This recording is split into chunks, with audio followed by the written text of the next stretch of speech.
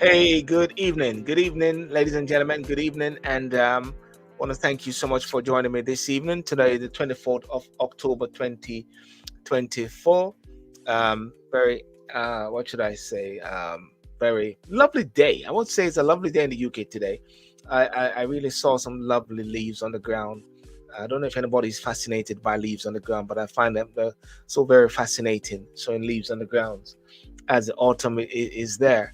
Um, Also, there's so many developments which are happening around the world at this time, around the world at this time. And I want to thank for those joining me on Instagram, those joining me on TikTok, those joining me on YouTube, and also Facebook. But YouTube is the primary topic or the primary site.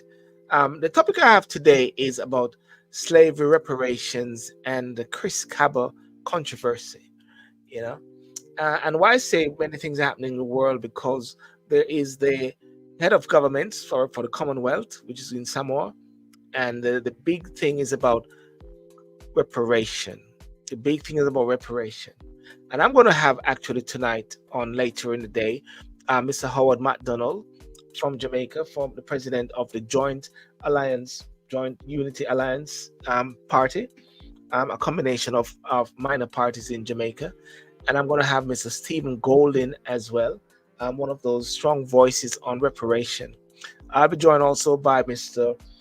Garry, Gary Graham. As we start the show talking about and just reflecting, because at the same time you've got the big elections, the big one which is coming up in the United States of America, which is President Trump or Kamala. We just give a cursory discussion on that, and also in the UK we're having the Conservative conference party leadership, which is due in a couple of weeks' time, for the new leader of the Conservative Party between Kemi Badenoch and also Mr. Robert Jenrick. But without further ado, let's just start the show.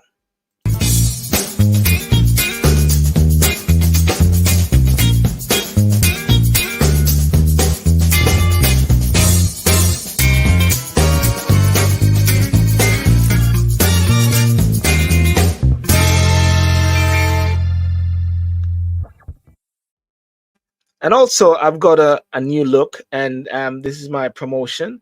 Changing up things a bit, and this is the new look.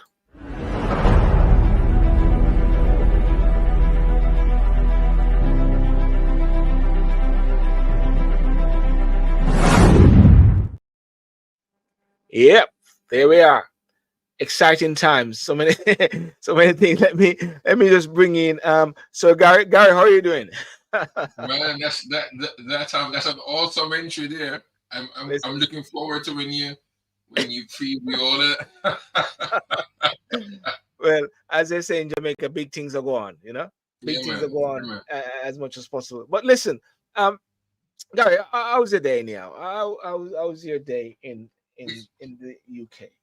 Yeah. it's been very busy today for us on a personal level. My Mm, wife's niece, her sister's daughter, yeah. is here with us for a couple of weeks. Well, she's been here for a couple of weeks from Yes. Jamaica. So we're trying to divide our time and Yes. doing some sightseeing. But it's been busy, been Yes. busy both on Yes. the personal as well Yes. as on the on Yeah. my other side, spiritual Yeah. side.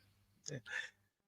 When you see what is there, there's so many different things and areas or discussions that one can actually speak about, Garry.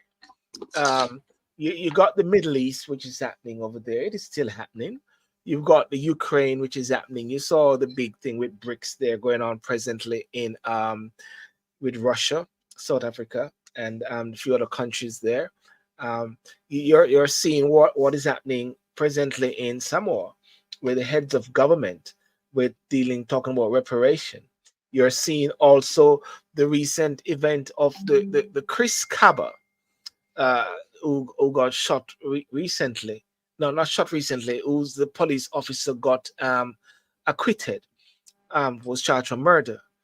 And then, of course, you got the major elections which are happening in America with Trump and Kamala, and the major conservative election which is happening here with what's her name, Tammy Badenoch, and also Robert Jenrick. But where do we start? Where do we start now in on piece in piecing out these old things? Where would Well, you where start? can you start? I mean, Huh?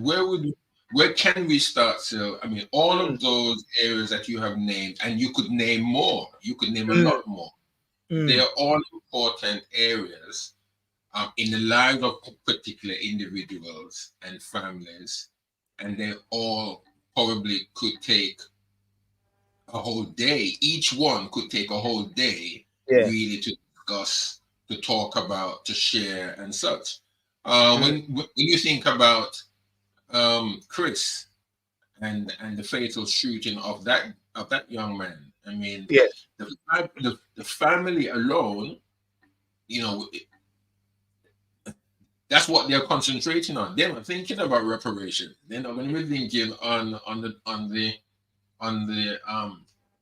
what's going on in the United States as far as Trump and Kamala is concerned. They're not thinking Yeah. about what's happening in Israel or anything like that. Not even with BRICS. You know, Yes. their concern is that they want justice, and even that to some extent, even in that regards, still, I Mm, really mm, think the police is in a rock and a hard place, and mm. also the family is in a rock and a hard place because on the police side, if that gentleman who is a police officer was then found guilty and sent to prison, what then would that bring for in regards to anybody else that Mm. it may be shot in the future? And it would bring into question the others who have been shot by other policemen because other families themselves will want justice, you know. Yes. And it's sad. It is very sad, really, that you've got some police officers who are trigger happy. Yeah, I Yes. mean, you know, I don't know. I don't know where to begin on that. But then again, where is justice? Where is justice? Not only for Yeah. Chris and Mm, his family and those that he's left behind, but yeah. everything else. Where is justice? Because if okay, you could go on to the other area of reparations. Now, Yeah. obviously, this same point was brought up not too long before the general elections, Mm. and Sunak he did address it, and he what did he say? He said the very same thing that What the government now some are saying. saying now? So you see what there is no justice at all, and Yeah. my point on that, even in regards to what this government, when they were in opposition, they were saying something completely different Yeah. to when they said, Actually, they were really talking about, especially Lamy was really pushing reparation. They were really pushing you for see. those sort of things now. So I mean, Mm. um, our our community, and when I say our community, I'm not only talking about the black community. I'm talking about Yeah. both black and white. You see, you have to be careful that you don't listen to these politicians when they're in opposition, because when they do get into government, when they do get into a position that they can do something, they can't do anything. They really can't. Because I am of the opinion also, and I've lived in this world for 61 years, and I think I do have a little bit, even if it's a smidgen of wisdom, some little bit of wisdom, understanding, and knowledge to Mm. say that and to believe that when governments go in, they're not the real ones in power. Mm. In my few days of living in on this planet, there's always been a saying to say there are little men in gray Yeah. suits who are they Mm. are the ones that's pulling the strings, Let, and let's the let's let's government let's and the prime ministers are the let, let's puppets. let's sort of just quickly just look at the Chris Kaba bit a second ago. A couple of years ago, he was shot by the police because they were actually, you know, his car was marked and it was involved in some accident sometime before. Shot in the head, armed vehicle stopped in Streatham on the 5th of September 2022. Um, the family pushed and no justice, no peace, lots of demonstrations. I think at the same time, there were demonstrations happening in the UK at the same time during the Queen death, I believe. So at the same time. And so it turned out now that the police, Mr. Blake, is being acquitted of murder, of shooting the gentleman. We discussed this some time back. We had discussed that some time back, and we were questioning about shooting the guy in the head, maybe shooting the tires or something like that. You know what I mean? There was no gun which they found on Chris Kaba. Police was acquitted. But then, Gary, but then a lot of information came out after about the gentleman. From 13 years of age, he has been involved in with the criminal system, the criminal justice system. You know, and you know, the rapper performed under the name of Maddox. Um, you know, he's been involved with knife crime, you know, gun and all those sort of things. So in a sense, they're saying he's a bad man. Yeah. The question you got to ask yourself now is, should that information have been put to the jury, or that information should not be put to the jury? You know, in order for them to have made up their mind, because what if they made up their mind, and if the gentleman, because at the same time, if he didn't die, he would have been before the court on another matter. And one of the things that I sort of, instead of getting into the whole issue of whether he's guilty or not, because a man is innocent until proven guilty, um, what has failed the Chris Cabas of today, Gary? Who and what has failed the Chris Cabas of today? That's a big question I ask. You see, the Who thing has about failed? it still, the thing about it also, what we have to remember is that, or what we have to take into account Mm. is that there are certain things, and you know this to be true because you're a lawyer yourself, you are a solicitor, you have to that there is certain information that we, the public, will never know. There are Yes. certain things that are discussed in court that will never leave the court, not unless there are certain leaks or not unless the judge allows it. Yes. You know this. You know how you, of all persons between the two of us, know Mm. what happens in court. And there are certain things that is known. The family knows what Chris has been involved with or in, or what he was involved in. The family knows his history. The police knows his history. The public, Yes. the wider public, for instance, and for example, for me, I know nothing about Chris.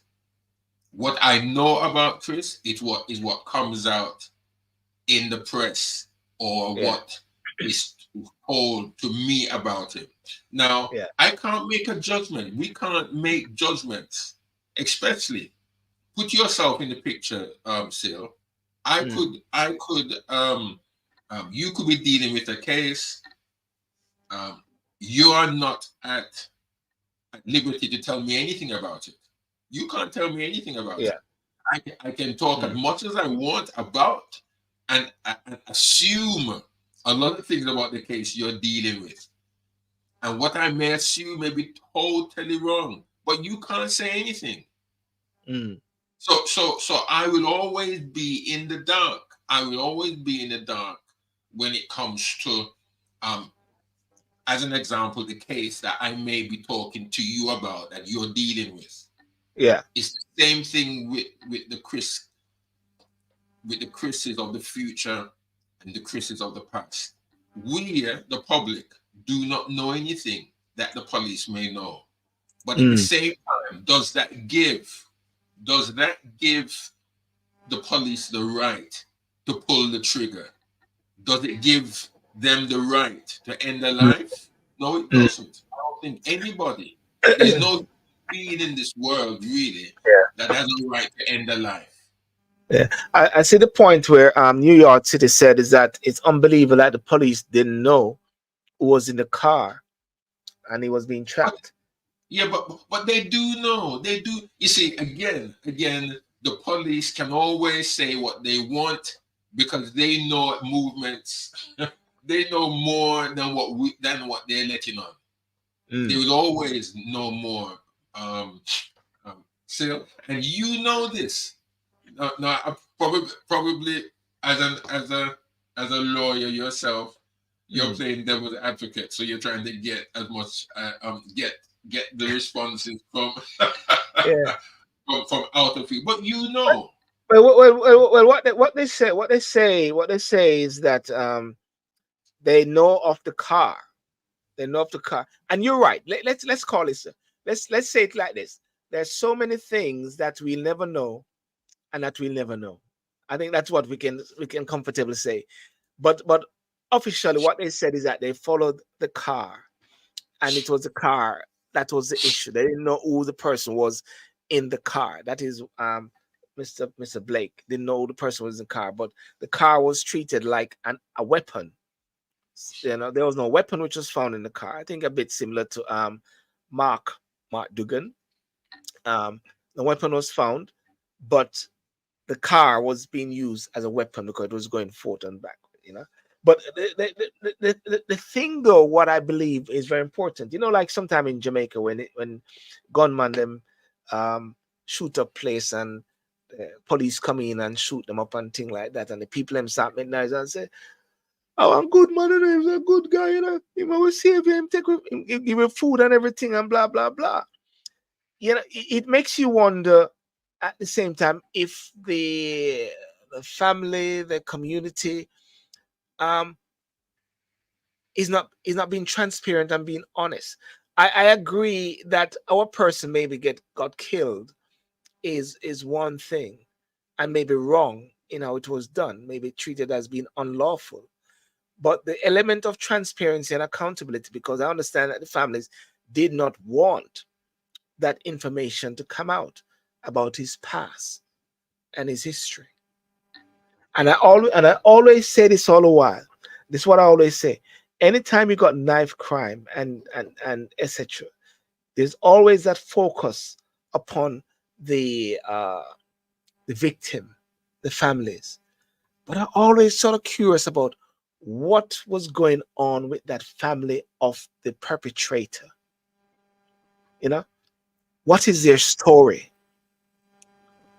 Knowing their stories and to see how those stories can be logged and those stories can actually be treated as a way for betterment, because there's a group. There's a group, because guess what, the person that he actually was shooting the other day, before the incident, apparently is a brother of someone who was killed some time ago. So they created the name of the gang of that name. So you know, there's always something that plays in my mind. Who do we protect in society? The victims of, yeah. But anyway, we can always talk about this as much as possible. But Gary, there's a big thing which is happening now in the UK, and I do recall listening to some of the discussions which was taking place regarding the different conservative candidates, and I do recall Kemi Badenoch. She made it very clear that she will not entertain the whole discussion about reparation. Yeah, yeah, I and mean, and yeah, and we recall that it is like a policy. It is like a policy of the UK not to entertain reparation, Gary. It's a policy. It's a national policy. They may say it how much they want it in opposition, but once they're in, they're saying no way. Commonwealth leaders to defy UK on slavery reparations. That's the headline there. It could have been Rishi Sunak. Same difference. Same thing. I mean, is that saying that the Commonwealth will consider paying reparations?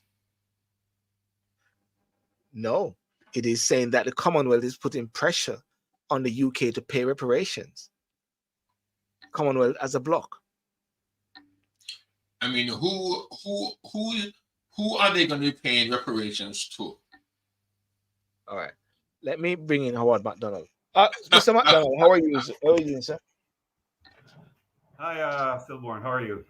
Thanks for inviting me on your program. I'm good. I'm good. I think the good question that Garry said, where are they going to pay reparation to? You know, it's funny you brought up reparations. You know, when you reflect on this conversation coming up as it relates to reparation, is it a smokescreen? How many times in the past have governments promulgated this thing about reparation? If we think about the wrongs and the oppression of our people, that's self-evident. We don't even need to litigate this in the legal system. Yes. Now, the official policy of the UK is that they will not apologize for the wrongs against us. This includes murder, rape of our foreparents, beatings, amputations, mental cruelty, theft of our culture. We lost our identity. We lost our names. And we have continued oppression in the prison system, in industry, socioeconomic policies. So when we say reparation, the fact that they took from us, we don't need to ask for reparation. As a body, you talk about the Commonwealth countries, we need to take it. You know, if you have petty thieves, they put them in prison. Remember, people stole. And they can try to justify it and say, you know what? This happened a long time ago. It didn't really affect you. It affected your foreparents. And Yes. also, ask the people, the Jewish people, about the Holocaust. Did they get reparation? I think Germany is still paying out of their teeth. Yes. Ask the Japanese when they were interned in the US. Did they get reparations? Ask the slave masters during emancipation. Did they get reparation? But then they turn and they looked at Haiti and they charged Haiti for reparations for being free. So there's a lot of things that we need to look at to say, you know what? Let's call a spade a spade. Yeah. Well, ladies and gentlemen, I've got Mr. Howard McDonald. I didn't introduce. I just jumped straight into the fire. From Up Jamaica and Jamaica Unity Alliance, which is an assembly and what should I say? A combination or a comprising of different parties? It's a combination of small movements within Jamaica, because what we notice is that the two-party system has divided Jamaica. And one thing we should think of is that we should never divide the people. Yes. Anything with two heads, which is the PNP and the GLP in Jamaica, anything that has two heads is a monster. You know, so we got to be careful and let the people decide exactly how they want to be governed. They select who they want to select. You know, get rid of the two-party system. It's not working. It has never worked in the past. It's not working now, and won't work in the future. You know, we're fooling ourselves to say that, you know what, let's choose the lesser of the two evils. You know, a poll came out, and the heading of the poll says that Jamaica is not ready for a third party, because 16.4% of Jamaicans say yes, they would go for a third party. And they kind of skewed the news. Was that recently? Yeah, recently. So if you're doing real journalism as the newspaper and the TV, they would look at it and say, hold on, 16.4%, but hold on. Only 29% of the Jamaican population voted. That means that if you go 50-50, it's 14.5%. So 16.4% means that Jamaicans are really ready for a third party. But you have to look at how they frame things to program your mind to think otherwise. You got to think critically as an attorney who you are and as an accountant. We just don't take things at face value. We question things, There's a gentleman who passed away named Martin D. Henry. He was one of those writers in the papers. He was actually a teacher of myself at Brownstown Community College many years ago. And we communicated while he was a journalist. And he said, Sylbourne, always look at the media frame, how they try to put things in a particular way. I want to ask you this question here, though. Let's talk about the reparation bit now. And we talk about who is going to pay the reparation to. And with these government, which is split between their two. But if the UK, for argument's sake, okay, because people are challenging the Prime Minister to say he shouldn't have just shut it down like that. Dawn Butler, who is one of the Labour MPs, she's also stood up in Parliament today in her colours and say, this something needs to be addressed.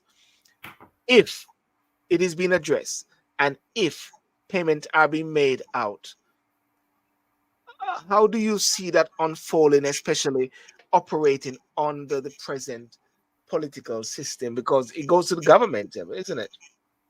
Yeah, but if we look at it, it's the arrogance that they show and the disdain that they show for the wrongs in the past, right? So if they're gonna say distribute funds from reparation, that's not even I would say good enough, because you're just looking at the financial aspect of reparation. What about the mental part of it? What about the continued issues that's going on and the different factors that we have in our society now? It's coming from how they stole from us, what they took from us, how they changed our whole culture. So that's just a part of it. We're talking about reparation. We need to talk about equity, not only the fact that you're going to find money. For instance, in the US, they're saying in order to cover reparation, the US will have to pay about $14 trillion to each descendants of slaves in order to have an equitable distribution to the people. That's a lot of money. And, you could give people money to an extent and say, here, I would never give money to the government. They're too corrupt. So you do a census, how much in the population, and you not give it to them. As a matter of fact, it has taken them this long, not even to apologize. I say what we do is take the money. And when I say take the money, if you can create, for instance, taxes, and then you use those taxes to fight wars and kill people, why can't we have a tax that's created to reimburse people for some of the wrongs that they have done in the past? Create a tax, take it back. For the Caribbean people, the Commonwealth countries, why are you asking? Come together. If tourists come to Jamaica, you put a tax in there, they gotta pay a tax. If you're black or from African descent, you get reimbursed. But we have to do something to take the money, because they did not ask us for it. Why should we ask for it? It's our money. They took it. They killed, they maimed, and they did so many horrible things to our people. So we have to stand up and have a backbone and say, no, enough is enough. Yeah. Okay, just one second there. New York City, sorry, you said there's a problem with the streaming. I sort of just checked it a while ago. I can actually see it coming through on YouTube and Facebook. So maybe you need to just sort of do a refresh in there. Yes, Howard. Garry, you got anything you wanted to just interject there? Because there's a point I want to bring up.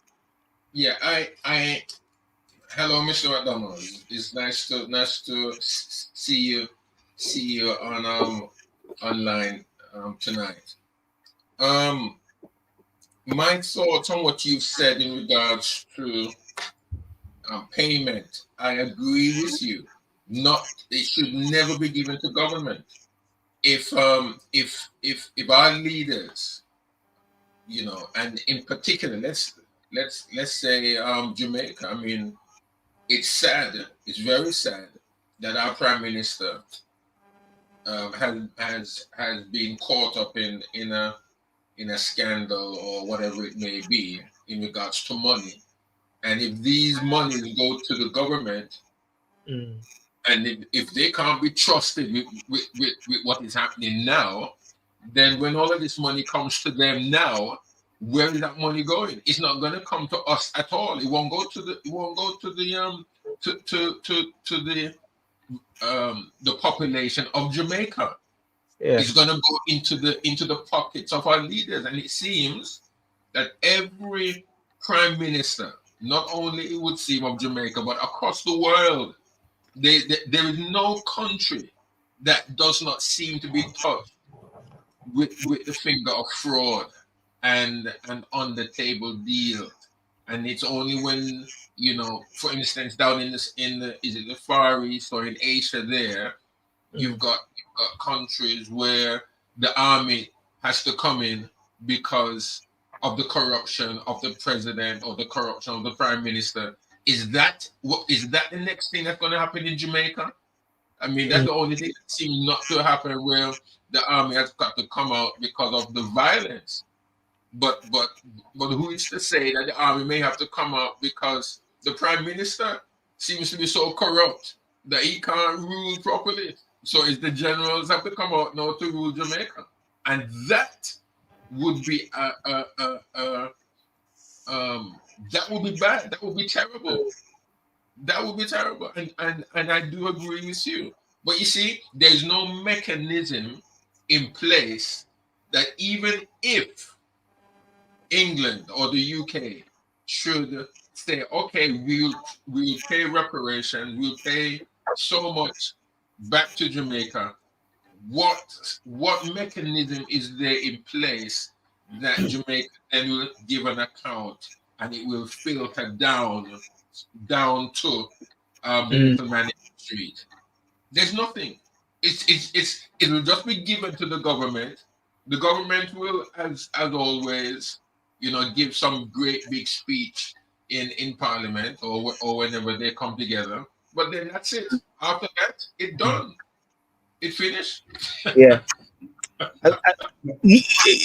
Yes, Howard. That point there, and I'm hoping to have Stephen Golden to come on not so long from now.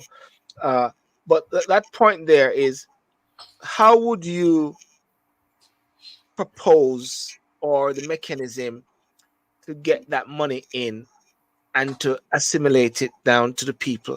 Because I noticed Guyana really came in recently with some lots of money, and they are going to be paying out to all their citizens over 18. First they said 200,000 per household. Now they're going to give $100,000 for everyone over 18 plus. I don't know if that's US dollars or that Guyanese dollars or so, but that it's a way they're trying to help their people. Now, how can this then reparation help the people? Well, we need to have an independent body outside of the government, not tainted by any politics or anything, to have that money distributed. But first and foremost, this is what I think we should do. The so-called crown lands, or government lands, I call it the people's land, because it's really the people that put government in office, right? Those lands should be distributed to the people of Jamaica. Why do we have the monarchy owning land in Jamaica? They don't even visit Jamaica. I don't even know they pay taxes, and they probably don't, because they're considered unto sovereign, right? Are you saying that the King of England owned the lands in Jamaica? We have lands in Jamaica that's called crown lands. Yes. So that means before the King of England, it was Queen Elizabeth II that owned land in Jamaica, and they still own it. And you'll hear people use the term government land occasionally, but these are crown lands. These should be distributed to the people. Most of the stuff in the Caribbean or Africa are stolen. If you go to the museums, they have stolen artifacts. They want to give it back. You know, so when you have these thieves, which is what I call them, you got to call a spade and speak truth to power. That's what they are. If you refuse to even apologize for what you've done to the Kikuyu people in Kenya, when you had the Mama rebellion, yes, you look at King Leopold, how much people he murdered in the Congo. You look at the Germans, how much people they murdered in Namibia, in Tanzania, Burundi, Cameroon. And we still have this type of policy. When you went to Australia, what did they do? They murdered the people there. In Palestine right now, they're murdering people. Now look, Jamaica was one of the first countries who stood up against apartheid South Africa and sanctioned them. South Africa is sanctioning the Israelis in Palestine. Where is Jamaica now? Why are we so quiet? Why is that? We need to speak up. All we have now in Jamaica is outside influences and political puppets. If you stand for nothing, you're going to fall for everything. You know? So they need to stand up and represent the people who they are elected to serve. We should no longer pledge allegiance to our oppressors and our colonizers. We need to take back what belongs to us. That's what we need to do. And it might sound harsh, but when they were doing it, they didn't care. They have no remorse. Yeah, the other day I was actually, immigration is a big thing everywhere now. Immigration in America, immigration in the UK, the boat people. There's too much people coming in the country. There's too much people in the country. And then I just reflected and said, many years ago, they came and they had a massive immigration, unlawful immigration. And they took us from the shores of Africa and brought us here. So it's a kickback effect, which is happening now. You know what I mean? In the sense that was a massive immigration. There was no question about it. There was no it was all legal. It was all legal at the same time. You know, and I believe that, what is happening now in the UK, I believe it is something which is going to break at some point. This whole reparation thing. And you see, the unfortunate thing, Howard, is that a lot of black scholars or black persons are in the UK, for argument's sake, they start to give them honors. OBE, CBE, and all those things. They quiet them down, man. They shut them down, Garry. Yeah, of course. Them nice accolades, you know what I'm saying? From the last relic of slavery. Because I see the Commonwealth movement, and I say this because years ago, Ransford was the Commonwealth Secretariat. I had a meeting, a conference, discussion at the House of Commons, and I said the Commonwealth, the group doesn't really have any power, really.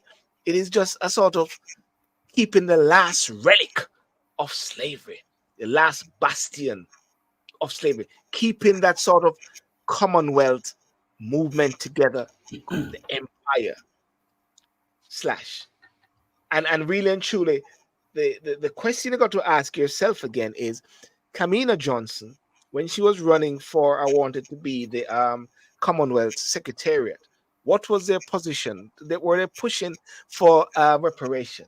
What is Jamaica's position now in regards to pushing for reparation? It's quiet.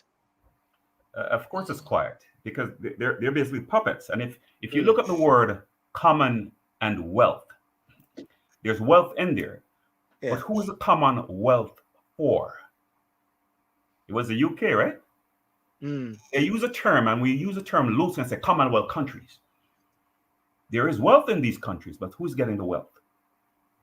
And that's what I'm saying. We have to look at stuff critically and see, okay, what people might say, what's in a name? There's a lot of things in a name, you know, and it's right in front of our faces. The Commonwealth for the crown, you know, and it's sad that most of these people are narcissistic, no empathy at all, you know, and they see the suffering. And even if there were no reparations, at least you should apologize. But they believe that if they apologize, they're saying that what they did was wrong. It opens what you the did door. was wrong. It doesn't matter if you apologize, yes or no. What you did was wrong, inhumane, and wicked. And you might say you didn't do it. Your foreparents said yes, but you benefited from your foreparents. Just as how we're suffering from what you did to our foreparents. And we need to That have is, equity. yeah, that is the sort of argument a lot is put in to say that it has nothing to do with me. It is my fathers and blah blah blah. Them in the years behind, nothing to do with me. But at the same time, I believe it is a gentleman from Draxall. Was it Drax? I think they're pushing. I think they are agreeing, or some people are agreeing. Some families are agreeing to pay back some money, or working out some deals, or so, and apologizing, coming from a direct thing. I believe Motley is also dealing with some families, so therefore that's another angle they are coming from, dealing with the families, them, than the nation, than the government. Yeah. Look, these colonizers of Western countries need to admit what they did, apologize, pay what they have to pay, and move on. Mm. You can't only do it for people who you think should get it. They have given so many people reparations, and slavery was way before them. Slavery was before the Holocaust. Slavery Yeah. was before World War II. And they're giving these people reparations. Mm. And you put a country down like Haiti, which is a sister nation to Jamaica, and you sanction them for so long. You had them pay slave masters reparation for being free. And when I And see the Jamaican government sending, I don't know, I'm swaying a little bit from the topic, sending soldiers to Haiti, talking about, oh, guns coming to Jamaica from Haiti. I'm like, what kind of stupidity is this? Why don't we control our borders so guns don't get into Jamaica? It means we're doing something wrong. Put the soldiers out there on the water so they can block these guns from coming in. You know, it's like you're working backwards. So what I say is Jamaica need to move away from foreign interference. We need to get away from the monarchy once and for all. Get a new constitution, not a reformed constitution. A new constitution created for the people, by the people. yes. And then we can move on. We can say, this is what we want. We need to get rid of the two-party system. Now I say, okay, get another party and have people vote for you. But when you think about it, we should stop dividing the people of Jamaica. It's division. It's confusion. And these same people who once were orange used to wear green. And those people used to wear green is now wearing orange. Yes. Because they keep flip-flopping and vacillating between these two colonial parties. They want change, but they don't know where to go. And I'm saying the change is within you, the Jamaican people. You decide to make change. Yeah. They just had this demonstration in Royalton Hotel in Negril. Yes. Yeah, they finally had a settlement. Now, Jamaican people need to think back and look at it again. They stood their ground and they united. Yes. Just on that level. And that's what we're trying to create with the Jamaica Unity Alliance. So if Jamaicans in general unite against tyranny of these two political parties, because they're both tyrants, they can get rid of them and form a republic that works for them and serves them. That's what we need in Jamaica. And the point you're talking about, that united force right there from that hotel, which has created a sort of stir, bringing down I think they suspended the general manager or so like that, bringing down people down there to help them out. But Commonwealth, i.e., let's say the CARICOM block has got to be strong as well, isn't it? They've got to sing from the same Sankey to put that pressure, because we'll watch to see how it unfolds in the next few days, because the last Commonwealth bit which took place, it was the Windrush was a strong factor there. Remember, Garry? They came in and they dealt a lot with the Windrush thing, and they sort of helped to move that Windrush thing. The CARICOM came forth strongly on that. What I'm not hearing and what we don't know is how strong is CARICOM as a block in speaking the same thing. same words in regards to tapping into the whole aspect of reparation as well. Well, you remember when you said people are getting different, not awards, but they're getting different designation, order of Yes. this and order of that. Yeah. And if they're bought, put it this way, that's how they divide CARICOM, because some people will be bought and some people won't be bought. Because if they're making politics in Jamaica, for instance, so lucrative because they've increased the wages to 200%. No, everybody wants to go into politics to make money. Shouldn't be like that. If you have a minimum wage in Jamaica by the government, the people should say, we have a maximum wage for the government. Yes. Right? So because they're giving people all these different titles, so you're either with me or against me. So now they're putting people against each other in CARICOM. And they're still using this divide and conquer method to separate the people. And that's what we need to get away from. We need to re-educate the people, because there's a lot of miseducation going on in the schools with what they're teaching them. They teach students to go out there to work or to be a part of the Bakramasa system. You need to teach people to be independent, these students to be independent, to work for yourself, learn a trade. Why am I going to school? I went to school, I had to do calculus. Oh, I saw the calculation. I'm out of school. I've never used any of these calculations in the work that I do. So why are you wasting the students' time to do permutation and combination and all this stuff? Sine, cosine, tangent. You know, some of it is relevant, like algebra. You have to subtract. Yes. You know, and if you're going into an industry where it's required, yes. But don't send somebody's kid to college and they're majoring in accounting and you need 40 credits for accounting, but you need 120 credit to matriculate and get a degree, and the other stuff is garbage.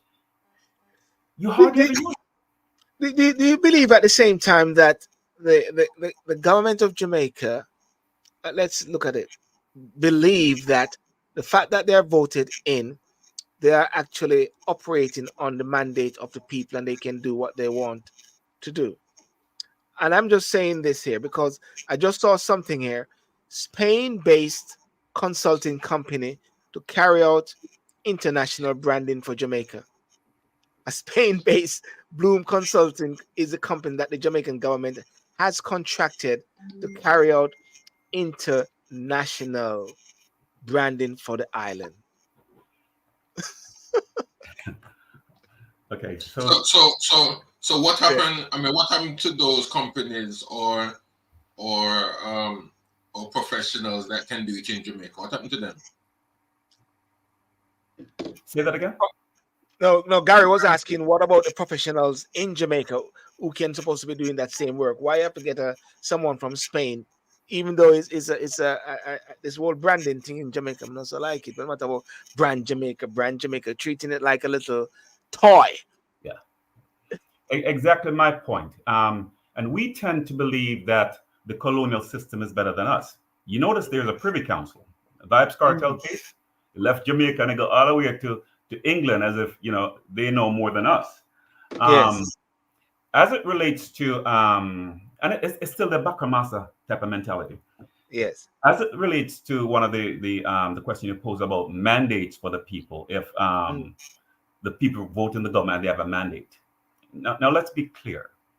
When the government is in office, they have to be appointed by who? It doesn't matter if the opposition or it's the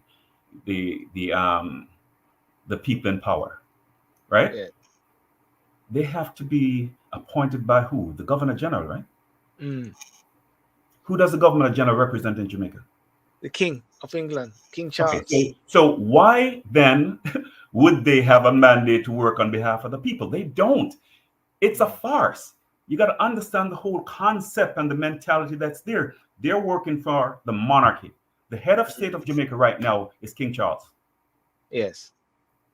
Right? And if the Governor General if the Governor General does not appoint, say, Mark Golding, the opposition leader, or Andrew Holness as a prime minister, they can't serve. They have to take an oath. And it's not to the Jamaican people. I don't believe that. So it's allegiance to the king. Exactly. So how can you serve two masters? Just as I said in at the conference that parliamentarians should not be a part of the cabinet. You can't. It's a conflict of interest.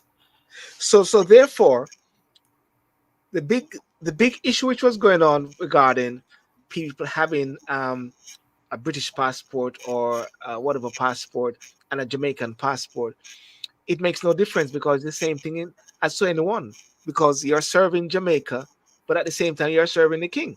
Exactly. So you still have split loyalties, isn't it? Who is it that you're going to listen to? Exactly. So when they talk about independence, Jamaica was never independent. There's no independence. Remember, our constitution was written by who and for who? Who does the Constitution of Jamaica serve? It's not us. And that's what I'm saying. We need to gut it, not reform it, but gut the Westminster system, get a new constitution, have a referendum, and create something for us by us that serves us. You know, that's what we need, and it's as simple as that.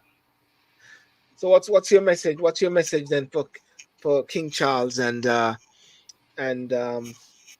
Sir Keir Starmer, the Prime Minister of the UK, in regards to this whole aspect of reparation? Well, I have no message for them because they don't care about us. My message is to the Jamaican people who are affected. They're the ones that need to make a change. We don't want a handout from nobody. If you owe us, you pay us, because what they're paying back is not a handout. It's something that was earned by our foreparents. So if you think you want to keep holding on to the money, keep the money. Does it make you better? You know what I mean? So we shouldn't be there begging. We're not here to beg. We are independent-minded people. We can work for ourselves. Remember, we built most of what they have. That means we can do it for ourselves. So I would say to them, apologize to the people, not only Jamaica, Trinidad, Tobago, Haiti, all these people, Africa, the Congo, Kenya, all these countries that you stole from. Apologize to them. And look, there is going to be a reckoning. It might not be in my lifetime for what they did. There's going to be a reckoning. And they will have to face it sometime or the other. And they're going to pay. Then how do you answer this particular question? Because I'm in some different groups sometimes with different, and they will always say, well, if England is going to pay, well, you got to get Africa also to pay, because Africa was the one who actually, what should I say, captured and catch people. I wouldn't say captured the slaves, but catch Africans to be sold or to be given to the white man, them to go on the boat. To say that they're also complicit in the whole thing. Look, who normally write history, the victor or the victim?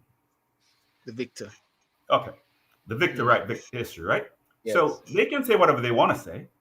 They can say they sold. Who benefited from slavery the most? Forget about Africa. We'll deal with Africa on our own. We'll deal with that. But you need to deal with what you have done.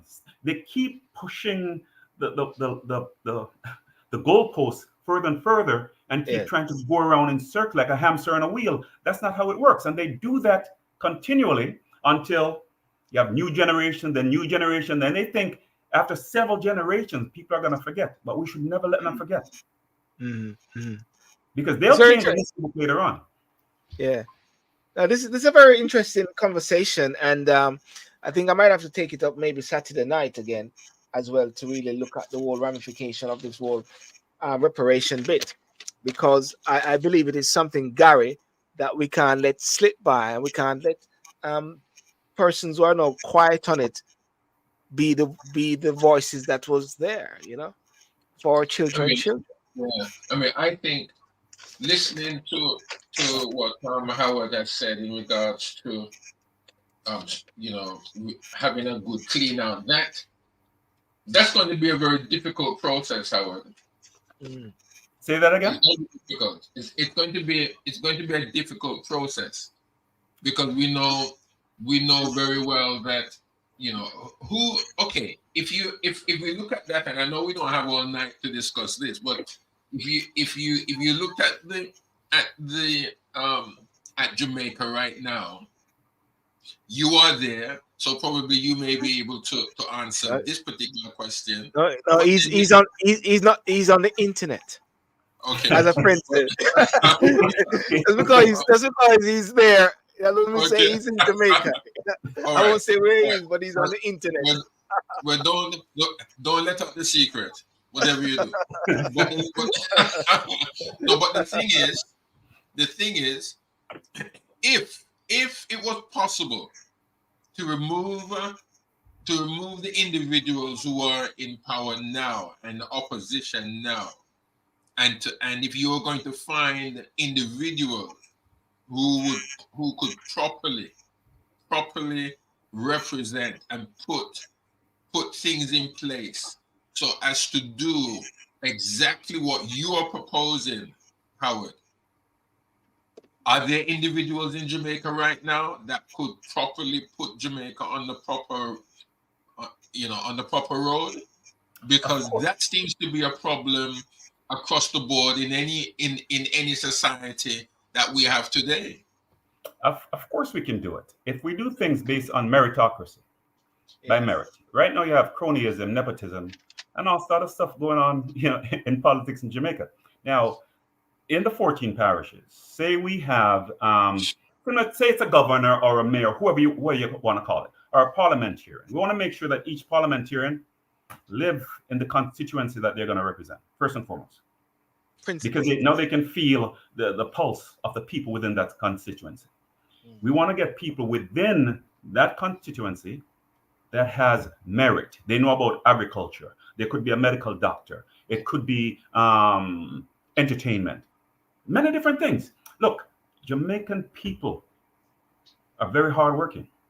And you don't have to have a PhD degree to get the job done. You need people who have a mind to work. Both of you keep talking. I'm just going to excuse myself for a second. Okay. You need to have a mind to work. And you have people in the diaspora who wants to move home, but because of the crime and corruption, it's like, it's a double thinking. It's like, do I go or do I stay? When I'm outside of Jamaica, you'll get news that this killing, that killing, that killing. What about people who lives in Jamaica who can't leave Jamaica? They got to stay in Jamaica, right? Funny enough, when I'm in Jamaica, while there's still crime, you as a Jamaican, you know where to go and where not to go, depending on where you live, right? Unless it's something random that happened to you at the wrong place at the wrong time. But normally, we in Jamaica, we know where to go and where not to go. Because I grew up in Spanish Town, in the ghetto in Spanish Town. So there's certain places I know to go, certain place at night I'm not gonna go. You understand what I'm saying? And you use the street smarts to navigate Jamaica. So if we have, let's come back to the point, different sections in Jamaica, we have competent people. We have smart people in diaspora, that can come back and say, like, let's do this, let's do that. Because once you get outside of Jamaica, you're not really influenced as much by the little news system there that put everything out in the media, and that's what you're hearing and that's what you're listening to. You know what I mean? Now you step back, you're like, hold on, something is wrong with this picture. Why are we still doing this? Why are we still doing that? So what we have to do first is educate the youths, educate our people, and teach them right. Let's stop miseducating them. Teach them how to say no, teach them how to unite, and be strong. Because myself alone can't do anything. Even with the group that I'm in the group, but that doesn't make me any better. It makes me just a sounding board. And I don't want to be a sounding board. I want to have boots on the ground, and I want to get things done for the people of Jamaica. For once, we need to do that. It's close to 80 years that this party has been tricking the people. Yeah. We need to cut that out. And that's why I said I'm against the two-party system or the party system. Let's put people in office that has the skill set to do the work. And as I said, it's the meritocracy again. You have to have merit. You need to know what you're doing. And as I said before, you can't have somebody with their manicured nails saying they're Minister of Agriculture. You need to get the fingers dirty, right? Yeah. The last word I want to say before we wrap up is you mentioned something about the crown land. Yeah. And 1962, when there was this so-called independence, because I don't really call it independence, I call it the process towards independence. I believe that 1962, Howard and Garry, should have been a time where there was a land allocation to the people of Jamaica to get them on a sort of good, solid path. I see they're giving out houses to people, and like people are, you're like, and say, something is wrong, man. Something is wrong. Mm-hmm. Shouldn't be giving out things to people like that. These are things that the people them own. Should be for the people. So therefore, there need to be a rethinking, because it seemed like the same colonial masters just translate themselves into the present without, forget the colors. Is it the same mentality, the same mindset? That's why you got things like UDC, and I'm saying this doesn't add up, doesn't make sense. When you're flying the plane and you're coming across Jamaica, you see all these lands, and then you have people concentrating in certain areas, and then you see massive lands given over to hotel factors and all those sort of things. I said, something is wrong, man. This is wrong. It is not seeming like there's a care for the people ultimately, but it is seem more like there's a care for the party and the structure of the two-party system. Yes, you're 100% correct. Every time I'm over Montego Bay, look, it just land Yeah. of wood and water. Yeah. Right? And you have what, 2.9 million people? Yeah. Jamaica can hold probably about at least 10 million people. So you have these land that's not being used, it's not being cultivated for agriculture because they cut that out. Jamaica is importing more agricultural products than they're exporting. Yes. Can you believe this? You go to Jamaica and you see American apples. What about the OTET apple that we want out there? You know, Yeah. you see onions, you see garlic from China. I'm like, what is going on? Why do we have so much land being wasted? You know? Yeah. Yeah. Well, listen, thanks for that, Howard. We got to follow this one up or something like that. I think a couple of persons said they're having some interference with the signal. Don't see what's happening here, but we're going to follow this up regarding the king in Samoa and the prime minister, and what is happening. What is very interesting. What is happening is this: you're seeing backbenchers now, like the Don Butler, like the Diana, but they're going to be coming up and they're going to be speaking out on these issues, and really trying to hold the prime minister to task. But at the same time, the prime minister have got a majority in parliament, and he can play around with that majority. And he has been very forceful at the same time by pulling the whip away from some persons. But we're going to see if the momentum can be. We're going to see if David Lammy, Garry. David Lammy was a proponent of Windrush, when he was in opposition. But now he's a foreign secretary. Or what? You see, I have a problem with some of our people that are abroad and they get into politics and all that, which is good. I mean, I think wherever we are, we should get into politics to help our own people. But yet, when we do get into politics, when we do get into positions of influence or power, what do we then do? We then throw away the ideas and the ideals of where we're coming from, either to support their own ideals or the ideals of their taskmasters. And Mr. Lammy, I don't know him. I don't have a problem with him. He's never done me anything personally. But really, I think he's a joker.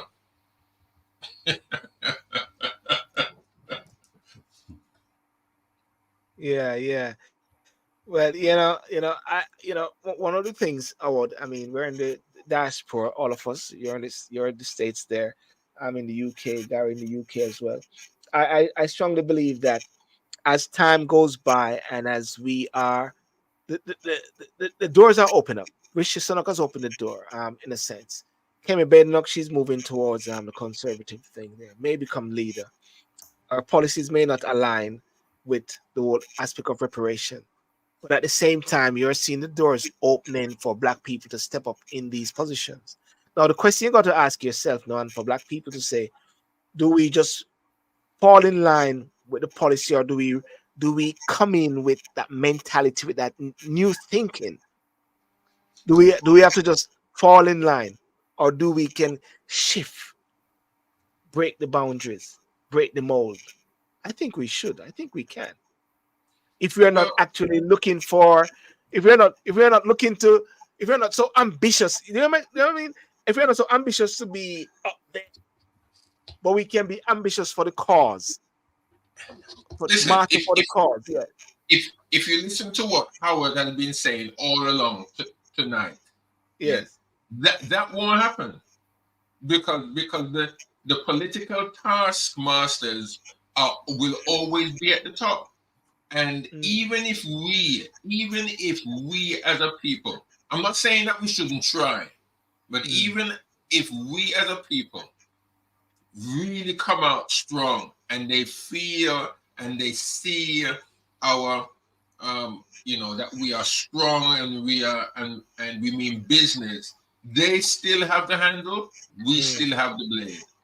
And who's the one that's going to really draw blood? We're still going to have to give blood because that is not going to happen still. Now I'm not, I don't want to sound negative, but sometimes we have to look, as you said before, and I'm sure Howard did say it, we've got to call a spade and expect blood to be drawn. Now, I'm not saying violence, not in that sense. I'm just saying that even though we see that something needs to be done, and yes, we should try to do what needs to be done, but remember that the taskmasters are still not our color. They are still the king, it's still the queen, it is still and sometimes the house slave. The house slave believes that they're better than the field slave. And so when the house slave gets the instruction from the master to give to his fellow slave who's in the field, the one who's in the house thinks that he's better than the one in the field. So, Yeah. so it's What going to what be difficult. It's going to be difficult.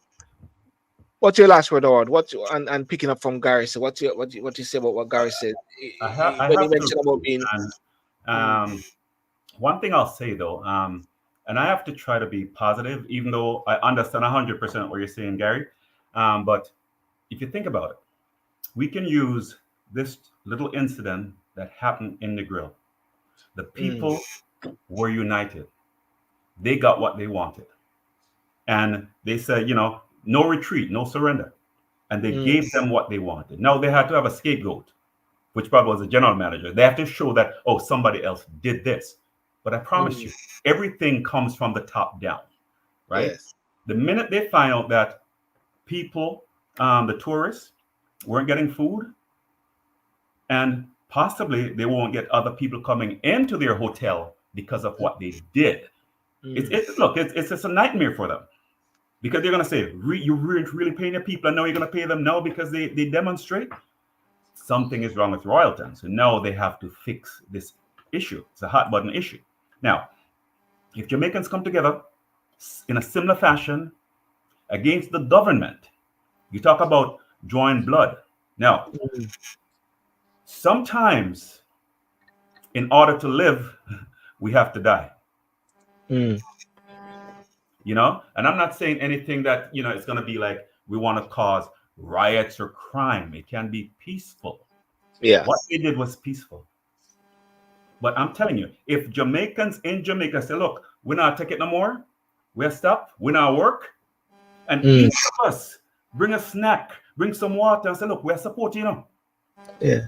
They will have to bow because unity is strength. 63 politicians in Jamaica cannot take on 2.9 million people. 2.9 million. I keep saying that all the while. Do you understand? So if we unite with one accord and say enough is enough, they can't stop us. They can never stop. And the point you're saying as well is that if the Commonwealth and CARICOM agree and say enough is enough, we want reparation, we want apology, we demand it now. 100%. Can I just ask you, because I'm not too sure, what happened in Negril? What was the story there? Oh, I think they weren't giving them proper food to eat, or the type of food they were giving them. You mean the staff? The staff. Okay, yeah. Yeah. So even Ed Bartlett was there eating curry goat with them. They have to show their face and show something. Yeah. Now they're getting curry goat. Now they're getting. Look, imagine you're at a hotel and you're working, right? Yeah. Think about it. You're working to please people for foreign interests. Remember, some of these hotels are owned by foreign interests. Well, apparently some foreign guy came over. Yes. And you were working so hard to please them. This is a customer service business. Yes. And sometimes you take things from guests that you're not supposed to take, but you suck it up and you take it. And you don't want to treat your people right. You don't even pay them right. Why aren't people in the hotel getting paid in the currency, say yours is a reserve, in US dollars? Why are you getting a $15,000 minimum wage in Jamaica? Yeah. That's about $100 US per week. How can somebody survive off that? And no, you don't want to give them, proper food or this or that. That makes no sense. They should get paid a minimum wage in the currency that the hotels are getting paid, because they take the money that they earn in Jamaica and they send it to their home country and do not reinvest in Jamaica. And that's how we're losing. We have to ensure that it's Jamaica first, foreign interest second. That's what we need to do. And you'll see Jamaica flourish. Yes. Strong words, and big up to the people them down there, big up to the people in Jamaica for standing up. And of course, what we want is as well for the people to recognize that they've got the power. As Michelle always say, people got the power, but do they know they got the power? They don't know it. That's why that's where the education comes, Howard. Yes. Well, listen. So when are you going to run, Howard? So Garry, go on. So when are you going to run? To run? I'm not running away. Oh, you mean running? This is what I look at. I thought about it, but I think what we need to do first is to educate the people. Yes. And put them first. For every single hotel, all inclusive, that shuts everything off just to tourists, we need to have a space for Jamaican people to access their beaches. It's our beaches. Yes. I go to the Dominican Republic. They have a space for their local people to access beaches for hotels. Why don't we have that? Howard, I remember back in the late 70s, 77, 70, 78, 79, when I finished, it's... going to Ochi, right? Park up in the car park near the clock, and that was open beach. That was open beach. You could run from the main street straight to the beach. No hindrance, nothing. Just palm trees, sand. Take off your clothes and go lie down in the sand and in the sea. And going back a couple of years later, even like now, you can't even see the sea from the clock. It's completely cut off. It's cut off from people in Ultra Race. All of that land area, as you know, and as Sylbourne knows very well. All of these should not have happened. Should never have taken place. Yeah, they monetize it. Yes, and it's just sad. It's just sad. It's just really very sad. Yeah, it's very unfortunate. But as you said something, Howard, the day of reckoning is coming, because it's only to a point where people can actually take it. Yeah. And you know, it's unfortunate that it's gonna have to be, because the whole constitution reform, for argument's sake, it beggars belief how that is still going on like that. You know, it is clear that the people don't know nothing about it. You know, and we can't True. allow it to go through, like to say people know about it as well because of a 63, a 63, a 63. You know, for their own Yeah. gain. You know? Listen, Howard, I want to thank you so much for coming on tonight. Thank you for sharing. And I think we'll have to follow this bit up more and strategizing in a way across the globe regarding reparation, because you know, Virgin, sometimes I look around and I look on social media sometime and I see our people just dancing, and it's like we're not serious, Virgin. Some of them are clueless. Yeah, You have to be on a different frequency to see yeah, what's going on, you know? yeah. So if you're on a lower frequency, all you want to do is eat a food, go enjoy yourself a party. Eat the food. That's it, Yes. you know? Got to take it to a higher level, because those who have a plan, they will execute their plan. So we almost have a plan. I always say to people all the while, you must have an agenda. If you don't have an agenda, somebody will have an agenda for you. So you better have an agenda as well, you know. Okay. Oh, listen, have a good night. I want to thank you so much for coming on. You know. Thank you. I appreciate you inviting me Oh, on to your show. I appreciate yeah. it. But before you go, just tell us a little bit more to educate persons about the Up Jamaica and Jamaica Unity Alliance and the recent event which you had recently. Oh, okay. So the Jamaica Unity Alliance, which includes Up Jamaica, the Marcus Garvey Movement, the Jamaica Patriotic Movement, and Tancor, we had a conference. It's called a People's Conference that we had on the 13th of October in UTEC in Kingston. And what we Yes. try to do is we speak about education, we speak about crime, we spoke about crime, and Mm, different things that we need to do to educate our young people and to get rid of nepotism, cronyism, to get rid mm, of corruption in government at the highest level. We spoke about the Integrity Commission, that it needs to have teeth. They're created by Parliament, but it needs to have teeth to ensure that people who violate it don't just jump to court because they disagree with it. If it's against somebody else, you can go ahead and pursue them. But when it's them, they want to file a lawsuit. You yeah. know, we need to make sure that we hold our public officials accountable. We need to have accountability. We need transparency, and that's why, you know, when the Integrity Commission came out with the illicit eight, Yes. they're only speaking about one right now, which is wholeness, and that could Mm. be a distraction to hide the other seven. So What about the other seven?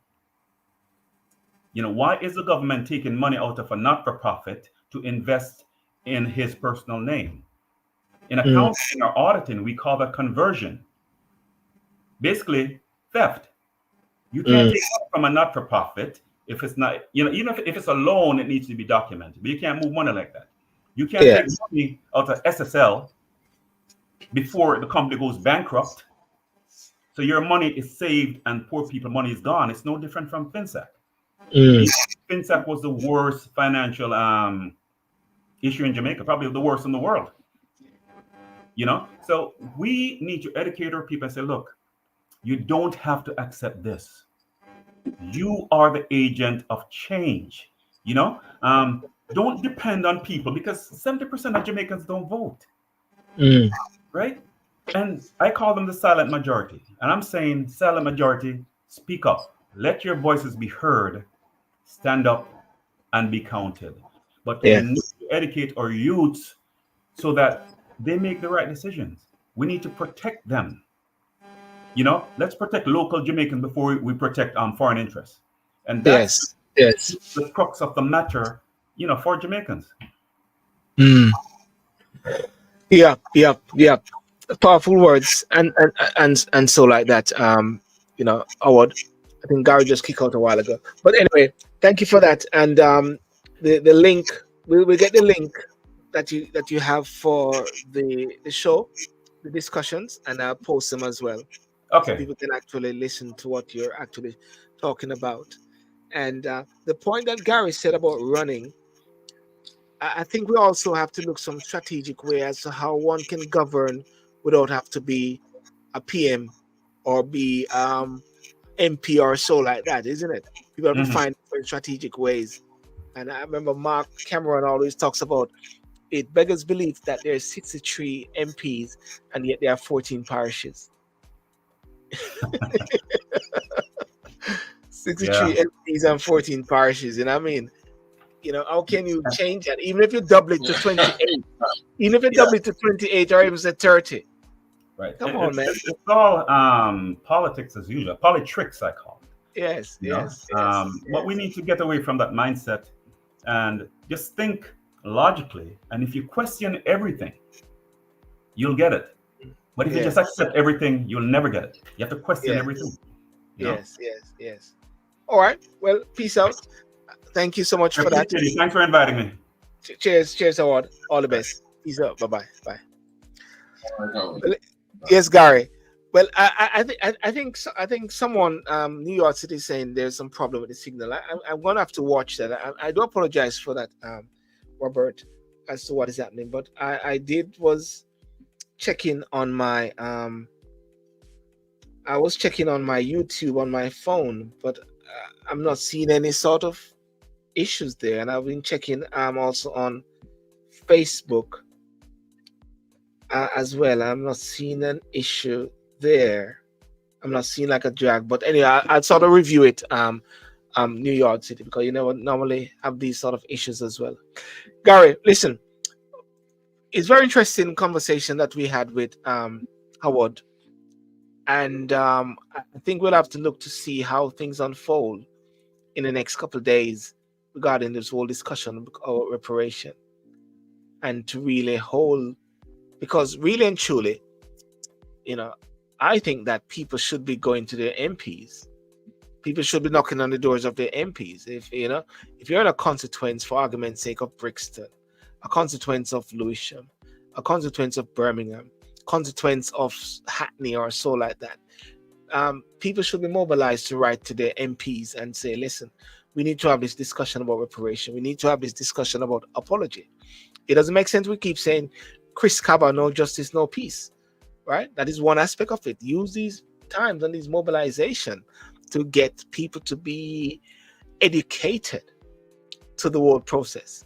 Go through your MPs, and then the MPs will actually start to touch their leader, and then touch the government. And eventually, just like how you have some families who have benefited a lot from reparation, and actually they are feeling that they need to give back and they need to apologize to some people or some persons or the areas where they were in control of, like in Drax Hall, for argument's sake. The Drax is a big family. They benefited a lot. You know? So your signal has now normalized as soon as the discussion stopped. Oh boy, I don't know what happened there. Which discussion? I think we're still live. Yeah. I don't know what happened there, Robert. Do apologize for that. When you're coming on, yeah. Garry, we talk. Yeah, we will. You take care, man. Take care. We talk. So you think gonna win America election? Oh, I don't know. I don't know. I'm a little bit I don't know what word to use with Camilla, because when you see what she said, when you hear what she said about, in particular, just one instant, what's on this one point, when you hear what she said about Israel not to go into Rafah, but yet when Israel went in and did what they did, she then comes out and says she praises Israel for doing it and for getting rid of the terrorists. The guy, the leader there of Hamas. Yes, Sydial. Now, where does she stand? What is she standing for? Yeah. Because she seems to be very much double-minded. Yeah, that's what people are actually saying. She's what's the right word is we say in Jamaica, sort of wishy-washy in a sense. She Yeah. goes with the wind and so like that. And what do you think about the leadership for the Conservative with Kemi Badenoch and Robert Jenrick in the next couple weeks? Again, again, who I have not, to tell you the truth, I have not heard in the past. In the past, you'd always know or hear of a leader or of a promising leader. They have some gravitas about them. There is something. Nothing has been said about him or her. There's nothing really being said in the tabloids, in the papers, on the news, in social media. Nothing is being said about either of them. So, what can you say? What can you really say? Again, going back to a topic that we have been talking of or touching base on from last year to this year. We haven't really spoken much about it, only here and there. But leadership. I mean, leadership is very much lacking. It's not there. It's not there. So who are the people supposed to be gravitating to? Yes. All right. Well, Gary, well, have a good night, and to the family and everything like that. And we're back again. Saturday night, I'm going to be looking at the whole issue, maybe on reparation. Trying to, one of the things that I'm looking at in a way is, looking at the reparation bit. And one of the things also regarding this Chris Kaba, and I'm watching how it unfolds as well at the same time. Feel it for the family because it's a young man who died. No justice, no peace, they say. But there's a big problem. There's a big issue. It's about the youths. What or who has failed the youths? Some say it's institutional racism as well.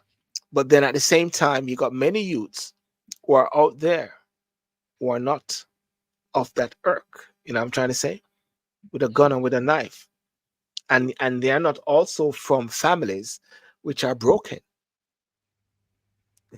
Some of them are from families which are single family, single mother, single father, and they're doing fucking well. So what's the breakdown? What has caused it? And I think that is something that needs to be looked at, and not sort of jumble all of these killings into one, as well. Yeah. All right, Gary. Peace out. Yeah. Lord bless you. Yeah. Well, ladies and gentlemen, I want to thank you so much for joining, and we'll see you again Saturday night, and Sunday night. I'm going to be having Dr. Carlton Brown, Professor Dr. Les Henry, and Nicola Millington. Going to look at the paradox of racism in the workplace by this book here, along with social Black history. I'm not going to say Black History Month. I'm going to say Black history, because I also have Julian Stephen Golden on my eye gate to have a discussion with him. He's going to be taking me out of Black History Month. So I don't want to keep focusing just on Black History Month, but keep it focusing on Black history. And I'm going to have a discussion with Mr. Dr. Burton, talk about cataract as well. The whole health factor, because the whole prostate, Chris Hoy, that the gentleman was given 2 to 4 years because they found him in prostate. He said he was really amazed by the amount of persons who have been coming around and asking questions about prostate cancer as well. So yeah. Okay, there's much more. Garry, see you later. Ladies and gentlemen, those on Facebook, TikTok, thank you, and Instagram. Peace out. Bye-bye.